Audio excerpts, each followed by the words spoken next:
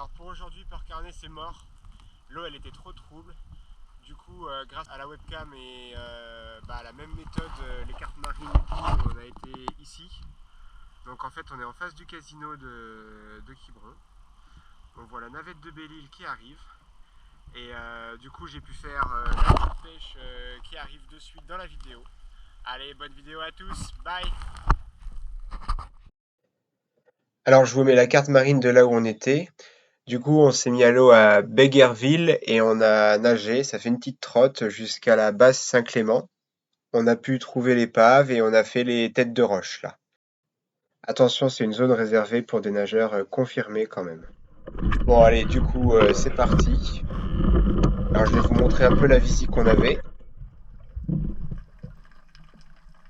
Donc, on voit qu'il y a des poissons dans les laminaires, mais ça reste blanchâtre, trouble, alors qu'on a cherché l'eau claire hein, quand même. Hein. Mais c'était chassable, c'était bien. Au moins, on est caché du poisson dans ces conditions.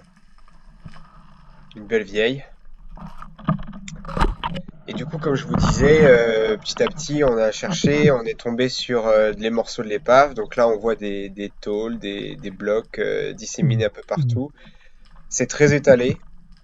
J'ai cherché voir s'il n'y avait pas un homard ou deux, mais rien. Et puis par contre, bah, au milieu de l'épave, on va trouver quelques araignées. C'est déjà ça.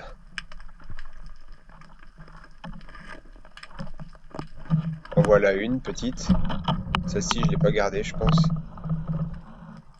Ouais, du coup, comme c'est un nouveau spot, j'ai fait beaucoup d'indiennes. Donc quand je commence à voir du poisson comme ça, je ralentis pas mal, je me méfie, j'avance surtout avec la main, j'appelle, et au détour d'un caillou, hop le sard. Je sais pas si vous l'avez vu, je remets le ralenti. Donc tir réflexe. Bon, je vous avoue, j'ai raté. Par contre, l'apnée suivante, sur la même apnée presque, j'ai ramené un joli bar. Manque de bol, j'ai pas pu allumer la caméra, enfin j'ai oublié. Mais voilà, un bar de presque 50. Du coup, il fait plaisir. Donc là, j'étais collé à une roche. Là, on voit que c'est plus sombre sur mon côté gauche. Il y avait les remous, il y avait le courant en face de moi. Donc, je descends le long de la roche. Je vous les ai laissé toute l'action exprès. Et là, je tombe sur une grosse faille. Ça fait un gros trou, une grosse cavité. Donc, les vieilles s'écartaient de moi au fur et à mesure. C'était blindé de vieilles, il y en avait partout. Et je vois que là, je peux aller de l'autre côté du caillou. Et je me dis, on est dans le courant, on est de l'autre côté du caillou. Forcément, je vais trouver quelque chose. Donc je patiente, je vais doucement. Et là, je vois toutes les vieilles qui descendent et au milieu du tas, ah, un joli sard. Oh bon, on va le prendre. Hein. Celui-ci aussi, il a bien fait plaisir. Du coup, bah, c'est bon, la journée, elle est quasiment faite. Hein. Un bar, un sard, des araignées, c'est top. Je suis tout content. J'ai appelé mon collègue, là, Sébastien, qui était avec moi, pour lui dire qu'il y avait quelques sards là. Et puis on a continué la chasse. Voilà, joli sard. Il était beau celui-ci. Ah, sur cette action, je descends. On va être sur une vieille. Donc la vieille, c'est un bon poisson. Hein. Franchement, quand elles sont de belle taille. Celle-ci, elle fera 57 cm. Donc on est sur quelque chose de plus de 3 kg. Donc tu tires les filets, il n'y a pas d'arrêt. Tu fais ça en fish and chips, en poisson pané, c'est top. Ah, là, il y avait un mulet qui m'a vu. Et du coup, en général, les vieilles, je les prends en fin d'apnée. Et quand je peux leur tirer, quand je peux placer un tir correct qui les sèche, quoi. Comme ça, elles foutent pas le bazar. Là, on la voit, là, son ombre. Elle est grosse.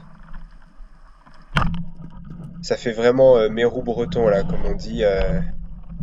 Où les grosses, elles te regardent en face, les nageoires bien ouvertes. Et là, hop, une jolie vieille. Ah, et petit conseil, je vois que je le fais instinctivement quand je regarde les vidéos. c'est que quand vous êtes à l'indienne ou à l'ingachon, surtout à l'indienne, là, il faut bien garder le soleil dans le dos pour avancer. Ça permet d'être mieux dissimulé pour les poissons. Et là, donc une belle araignée. Donc quand la marée elle remonte, souvent les araignées elles sortent de leur cachette pour venir manger sur les têtes de roche, donc bien au-dessus. Et du coup c'est facile à prendre. Là il y avait à peine 1,50 m d'eau. Et du coup tu ramasses tes araignées comme ça. C'est un bon créneau la montante pour venir les prendre.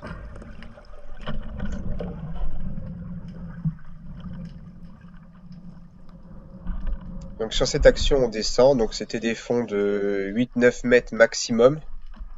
On a chassé plutôt autour des 6 mètres, on va dire. C'était pas des grosses profondeurs aujourd'hui. Donc on trouve encore les vieilles au pied des tombants. Et ils réagissent bien à l'appel, donc encore un bar qui vient me voir. Je le tire de loin, mais séché net, nickel. Et celui-ci, il faisait pile 42, donc c'était limite, mais ça vaut. Bon, allez, voilà, fin de session. On décharge. Et puis, quand on vide son poisson, pensez à couper vos caudales. On sait jamais, hein, c'est la loi, c'est la réglementation.